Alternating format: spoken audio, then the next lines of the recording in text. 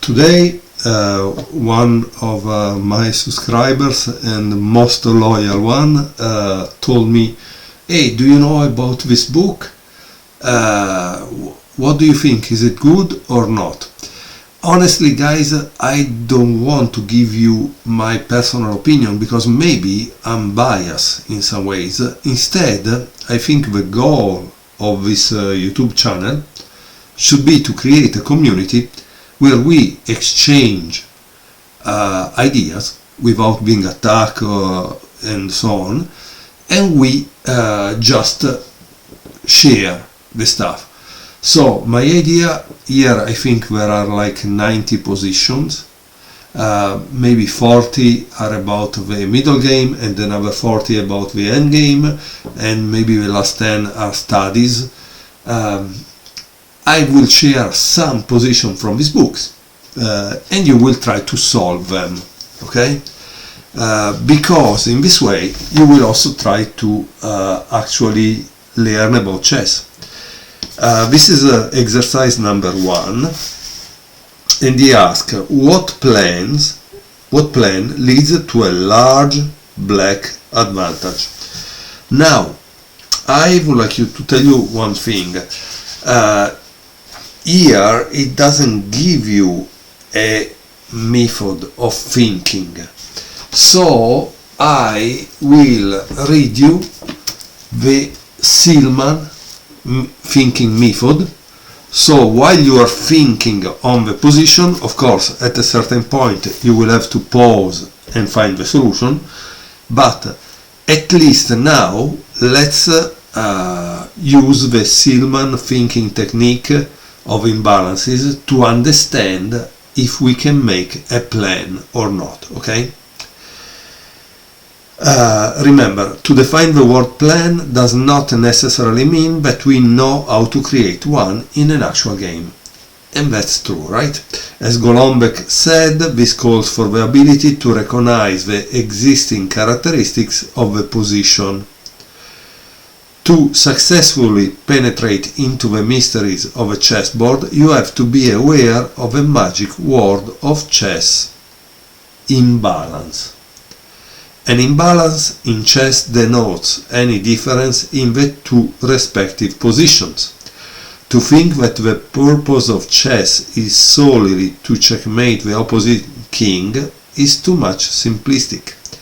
The real goal of a chess game is to create an imbalance and try to build a situation in which it is favorable for you.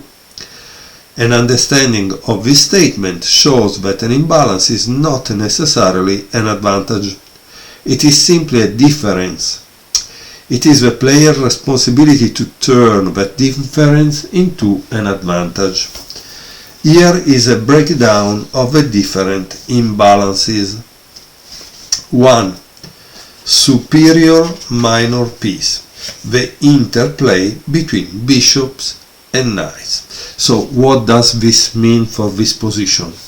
That you need to decide if this bishop is good, if this bishop is bad. What is this? Is this more active or is this more active? You understand?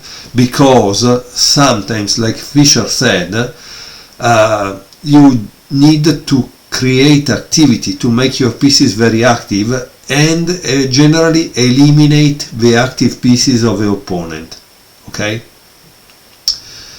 So in reality, probably, it was Makogonov who said that you need to find which piece is not active and make it active in your game, okay?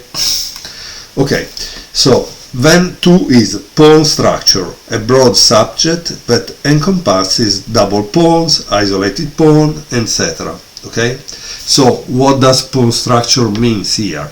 Here there are 3, here there are 2. You know that black has a queenside majority.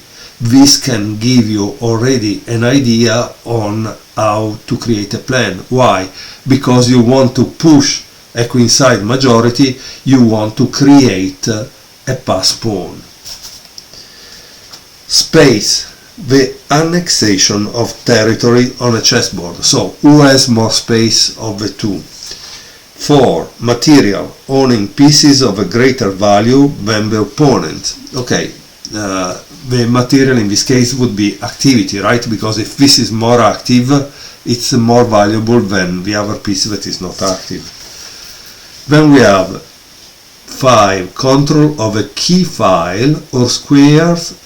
Files and diagonal act as pathways for your pieces, while squares act as homes.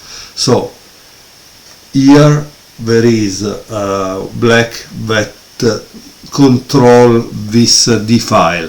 Why we can say control? Because he can go in the 7th, 2nd rank, and so that's kind of an advantage. However, do you remember that we spoke also of the value of the pieces? Well, for example, this is box in, cannot get out, right? Well, this can get out, so these two rooks don't have the same value, right? Then we have lead in development, more force in a specific area of a board, so when you have more pieces on one side or the other. 7. Initiative, dictating the tempo of a game. Silman writes, recognizing these imbalances, you will find definition to all these terms in the glossary, blah blah blah, and understanding their relation to planning will be the main focus of this book. Obviously, this is the book, Reassess Your Chess, okay? But it's a good book in this sense. We must be able to break down our thinking in a way that allows us to dissect any particular position. Here are the stages of my thinking technique that enable us to accomplish this. 1. Figure out the positive and negative imbalances for both sides. And this is written also here, honestly, okay? He says, let me find the part, they are not restrictive, and if I suggest you find a plan for white, it is also useful to see what black can do and to understand the position in general. So in this case it tells you to find a plan for black, but you need to understand also if white can do something, right? Okay. And going back to Silman, he says, figure out the side of the board you wish to play on. You can only play where a favorable imbalance or the possibility of creating a favorable imbalance exists. 3. Don't calculate. Instead, dream up various fantasy positions. For example, the position you would most like to achieve. 4. Once you find a fantasy position that makes you happy, you must figure out if you can reach it. If you find that your choice was not possible to implement, you must create another dream position that it is easier to achieve. And then there is 5. Only now you look at the moves you wish to calculate, called candidate moves. The candidate moves are all the moves that lead to our dream position.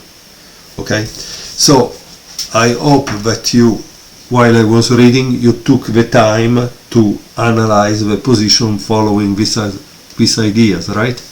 Because they give you a kind of map or guideline.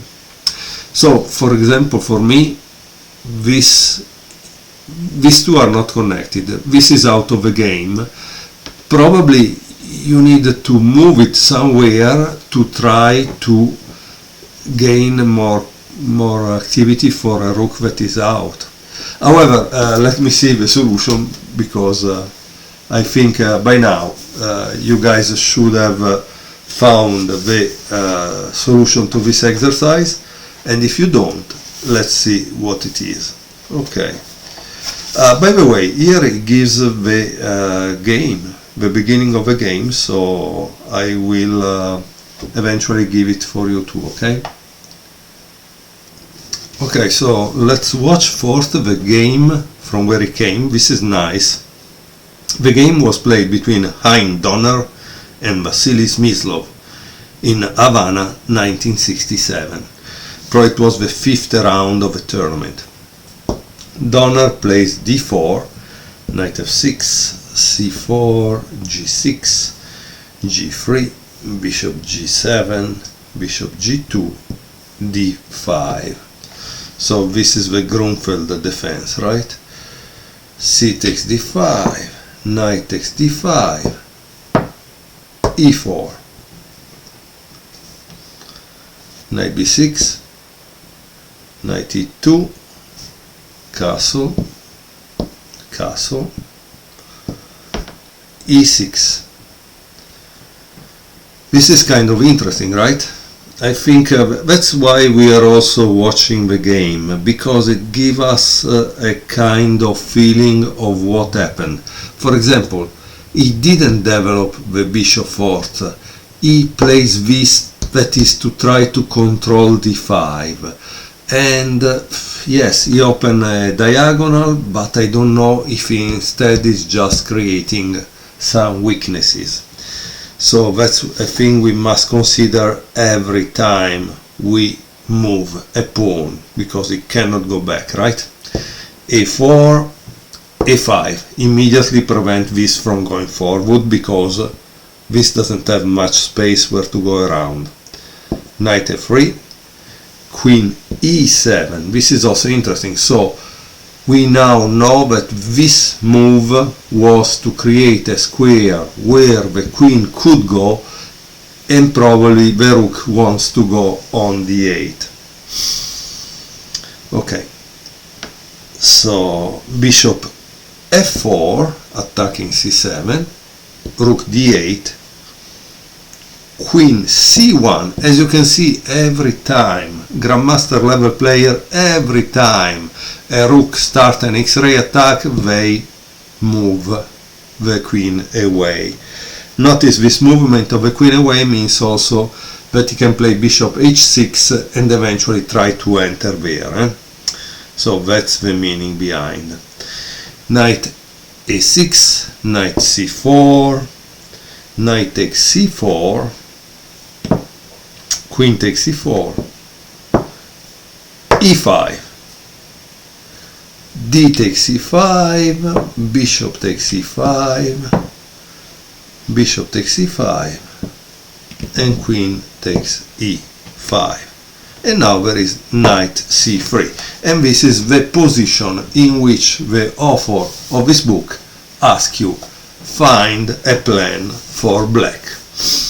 Here there is his analysis, okay? He says the white queenside pawn structure is very weak, and the b3 and b4 square, so b3 and b4 squares, are particularly vulnerable.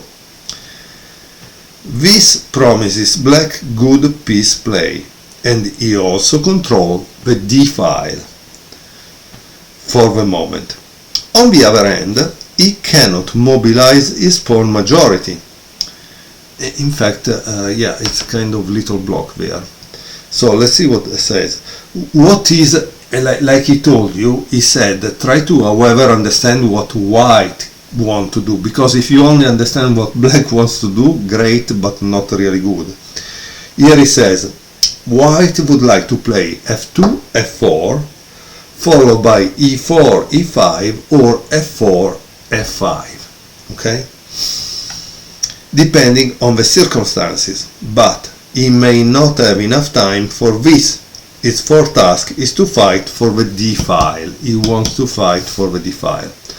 So black main plan is to play, like I told you guys, the move was bishop e6 and then b3. So as you can see, we reach the same idea from two different perspectives. I reach the idea bishop e6 because I say I cannot have 5, because this is the value of this 5 out of the game. Because obviously it's like I play with a rook less than white, and that's not gonna happen, right? But of course, I didn't understand that this point, these two are very weak, and you want to put the bishop here. So that's a good lesson, right? And why you want to put it here? Because not only you block this and you attack that, but in reality you take control of d1. And once you take control of d1, I'm sorry, it becomes a problem for white to fight for the control of a d file. Yeah, that's great. Yeah. So let's see.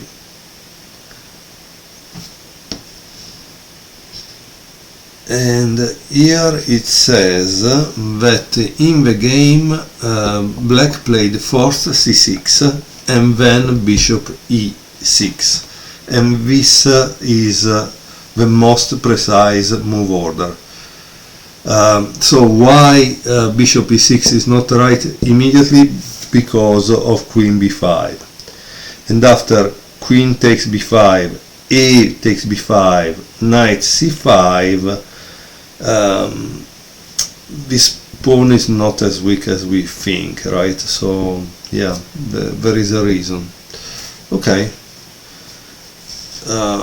so let's see what happens then. It's interesting because here it shows us one thing that is possible. It says after bishop e6, queen b5, you don't take, because if you take, you give the advantage to white, right? So what is the right move to play here? Because as you can see, also the analysis of these little variations in a game can be kind of important. Well, it seems here the best move is queen c5.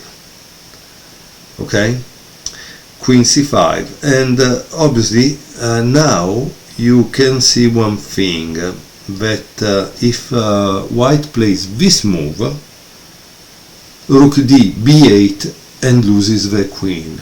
Okay, so that's not good.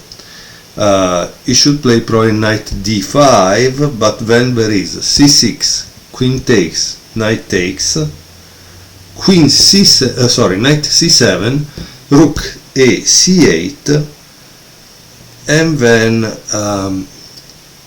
knight takes c6, f takes c6, and black should gain a pawn thanks to this. Okay, so there is obviously a better move also for white.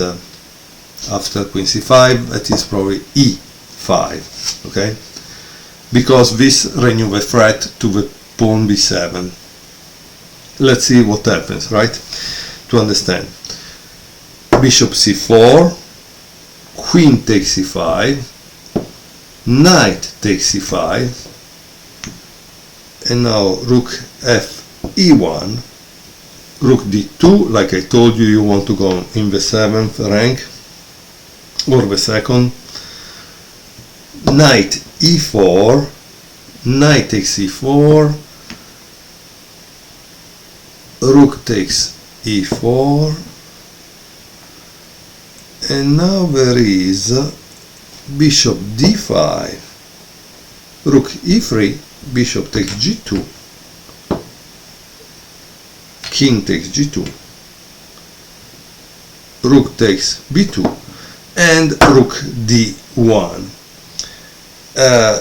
And this seems gives white too much play, so it's probably better not to exchange those bishops and keep the bishop on e6 there. Obviously here it says these variations are not exhaustive, but do give an indication of the white resources. So that's kind of interesting. So let's see what was played in the game. Okay, let me pause and see what was played in the game.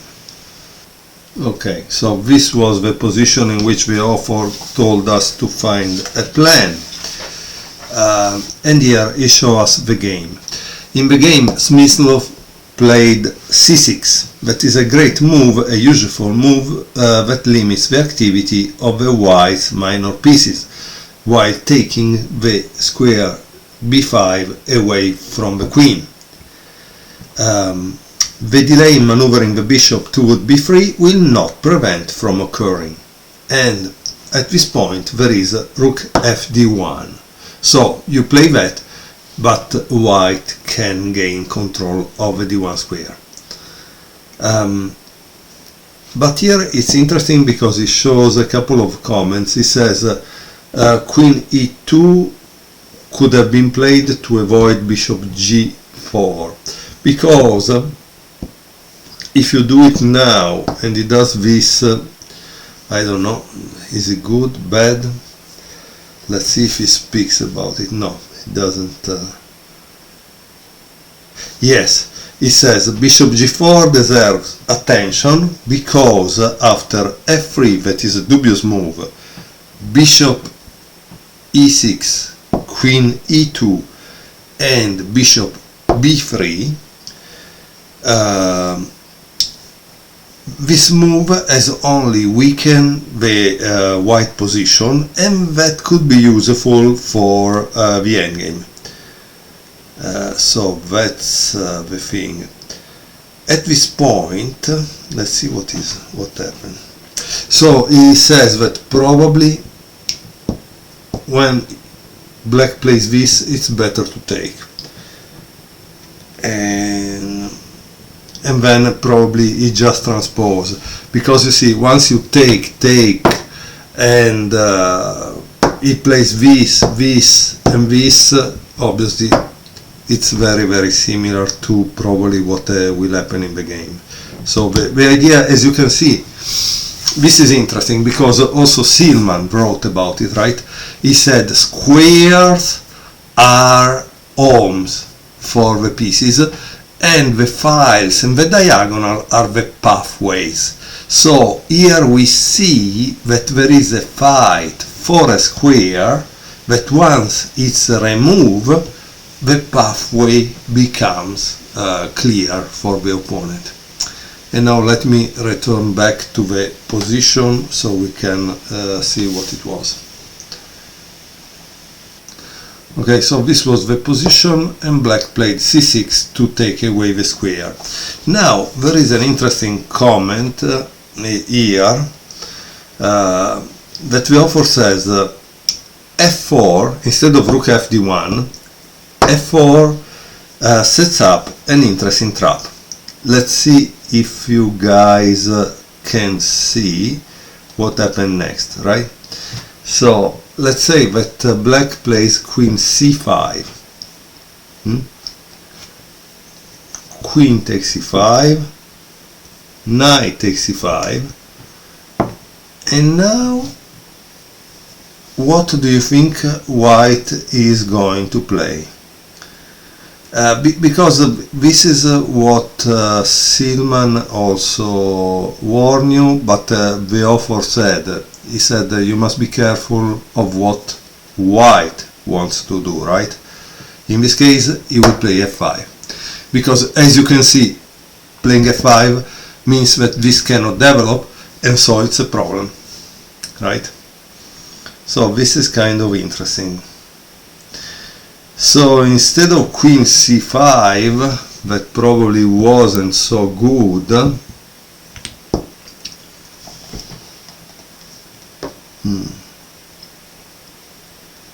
what do you think black should play here? It seems that here black should play bishop e6 right away. Obviously if you play this, not good, because it takes here, right? And so he has to move this queen away, and it goes back. Now you give the check on c5, because at that point there is this queen f2, right? And boom, rook d2. Now queen takes e5, knight takes e5, and black is definitely better, right? Is definitely better. One thing we can see, and maybe you ask yourself, and you should try to find the answer, is this: what if white plays king h1 instead of queen f2? What would you play if you were black now? In this case you would play bishop c4, okay, and that's not bad. Or let's say that instead of queen f2 you want to play this. In that case probably the right move is knight b4, and also in this case you're going to lose because this is pin, right? And then there is knight d3 that is going to attack the rook, so it's a mess. It's clearly a mess for white. Okay, I think we have seen enough. Let's see how the game continued and how the plan was carried out. Okay, so black played c6 in the game. Rook f d1 was played by white, bishop e6, queen e2, bishop b3, and now there is rook d2, and here it says the plan has been carried out and the a1 rook is excluded from the struggle for the d file. It just remains, however, for black to seize it completely. How do you do that? How do you seize the D file? Well, Smyslov played rook d4. Now it's done. By this precise move, Smyslov stabilizes his great advantage. Rook takes d4, queen takes d4, e5, knight c5, and here there is a mistake by white that ends the game, which was knight e4. Why? Because there is queen takes e5, and here it says the a4 pawn is in a very bad way, and this is on top of a material deficit, so white chose to resign.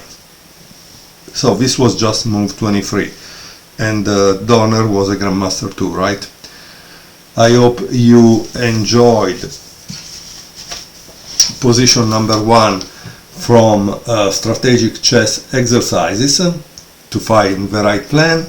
I will show you more position. I will probably continue to read you also Silman, so we can practice the Silman thinking method and see if it helps us to find a plan when we are presented with any kind of position. Thank you very much for watching, and let me know if you have other book suggestions that you would like to see in video. Thank you very much.